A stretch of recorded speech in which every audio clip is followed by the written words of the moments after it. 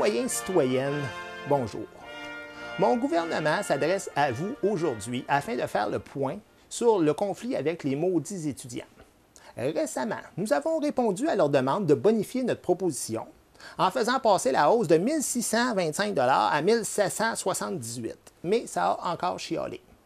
Alors, j'ai consulté ma ministre qui a une drôle de face, ainsi que mon conseiller politique Richard Martineau, et ensemble, on est arrivé à une proposition qui est, et là j'insiste fortement, une proposition quasiment finale. Je me suis donc inspiré d'une publicité de Brouille et Martineau que j'ai vue l'autre jour en écoutant Atome Crochu pour faire passer la hausse à 2 000 $. Cela dit, les étudiants ne payent rien avant 2024. Nous payons les 2 taxes et si l'entente passe, eh bien, on offre aux 3 porte-parole un voyage au Mexique avec Sylvain Cossette. Hein? Quand même mieux qu'un voyage dans le Grand Nord, ça. Joke de mon oncle. De plus, mon gouvernement s'engage à adopter des mesures plus souples pour dialoguer avec les étudiants, comme ramollir les matraques de police et même offrir des cours de rattrapage dans les fourgons cellulaires. Mais en terminant, j'aimerais que les étudiants comprennent bien une chose. Mon gouvernement ne cédera jamais à la terreur, la violence et l'intimidation. Hein? Parce qu'au Parti libéral, là, chaque jour, on négocie avec des gens beaucoup plus intimidants du crime organisé. Alors, ce n'est pas 3 petits morveux de 140 livres qui vont me faire peur. Sur ce, j'attends leur réponse.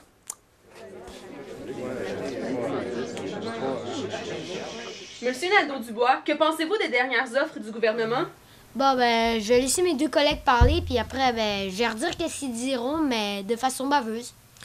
Bon, en gros, on n'a pas vraiment pris le temps de regarder la proposition. Moi. On la trouve vraiment inacceptable. Oui, absolument. Le gouvernement se moque de nous puis on le prend pas. Et d'ailleurs, ce serait bien que la population comprenne que, contrairement à une grève normale, on est logé, nourri par nos parents, alors ça se peut que le conflit soit très, très long. Mais cela dit, tout ça va se faire dans le calme et le respect des citoyens. Mais ça, esti, on va tout casser! Ta gueule!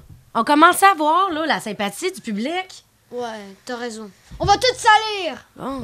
C'est vous avec le gouvernement? Excusez, justement, pouvez-vous dénoncer les gestes de violence? Bon, écoutez, monsieur, moi, je suis juste un porte-parole. C'est pas écrit dans mon mandat que je dois m'occuper de ça, là.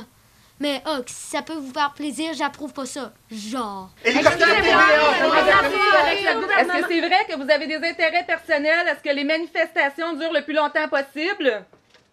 Bon, écoutez, c'est vrai qu'on s'est associés les 3 là, pour se partir un commerce au centre-ville là, pour réparer des fenêtres cassées, mais ça n'a absolument rien à voir avec le conflit. Là. Non, pas du tout. Là. Ce qu'il faut que la population accepte, c'est que notre priorité à nous, c'est de rentrer en classe le plus tôt possible, de reprendre les 3 mois ratés en 2 semaines et de devenir des avocats, des ingénieurs et des chirurgiens compétents et qualifiés. Et si les cours ne reprennent pas? Ben, à ce moment-là, on se lancera en politique. On commence à avoir l'habitude des points de presse où ils disent rien et des dossiers qui avancent pas. Bon, sur ça, on s'est beaucoup parlé, mais on doit absolument partir. On a du travail. On se reparle bientôt. Ça!